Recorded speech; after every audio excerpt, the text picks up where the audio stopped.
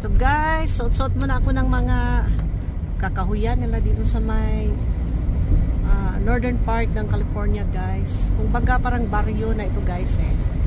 Which is I like naman yung mga baryo. Yan ang gusto kong i-explore talaga. Napapagod na rin ako sa city guys. Dahil most of my traveling assignment before, yung bata-bata pa tayo, doon tayo sa may mga big cities. Ngayon naman, gusto ko suburb or countryside. Kung pwede lang sa baryo, doon na lang ako sa baryo. 600 feet, turn left to stay on Route Road.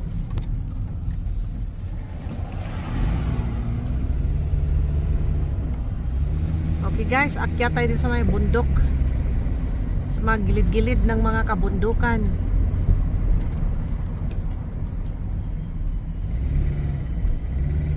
Talaga namang wiggly itong ano na to.